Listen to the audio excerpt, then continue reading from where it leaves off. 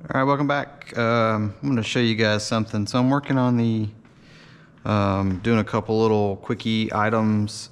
So all the servos are in minus the nose steering, and I went through, cut a little access port here for the one wire going to the leading edge flaps.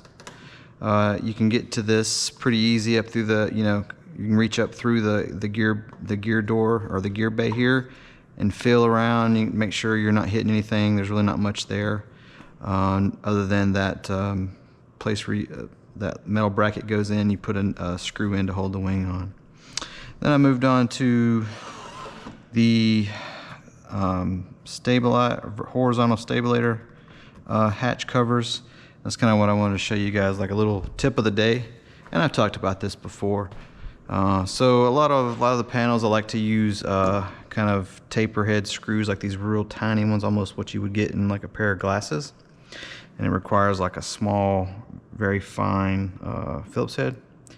So because they're tapered, what I do is I'll drill a hole. And because I have to use such a tiny drill bit, I actually take my little finger drill with the drill bit I want in it and put it in the actual drill. But let me put one screw in here real quick. So to get like a flush like a real airplane, have these guys sit flush, you have to kind of countersink them, like you do like the real ones. So what I'll do is it's a little wobbly. I think this bit's is bent. So let's get a little hole here.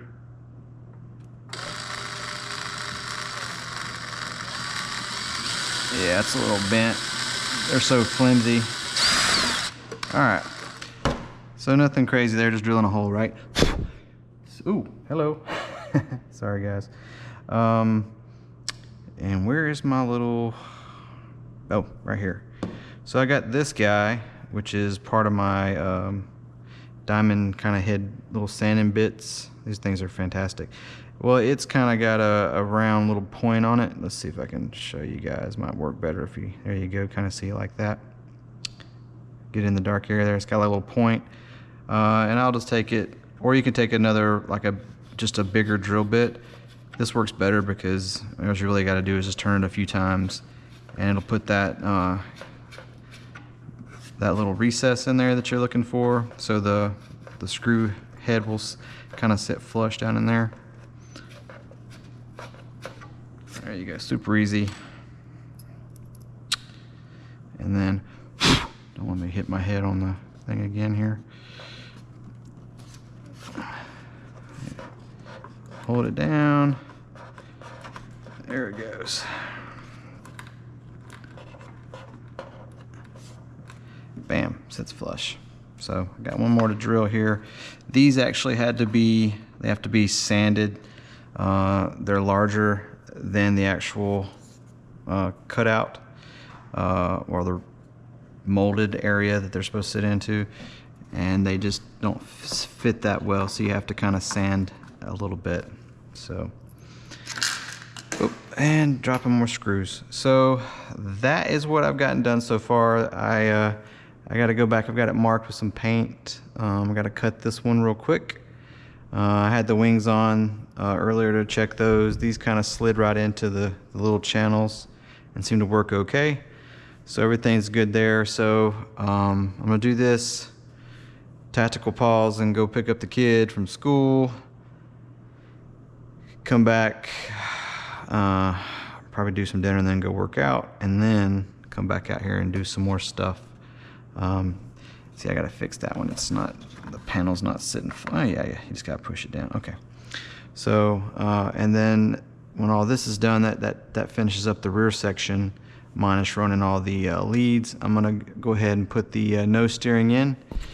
I'm gonna try the stock, and I'm gonna put a voltmeter or amp meter on it and see what kind of amp that that daggum servo is gonna push in this thing.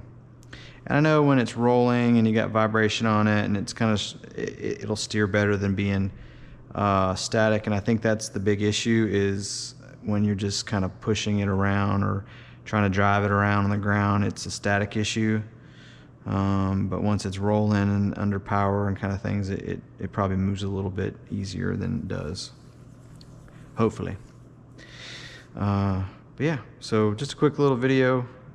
I'm trying to get some stuff done, and I'm actually going to try to get this done for Georgia, get it done before Georgia, that way I can fly it at the event.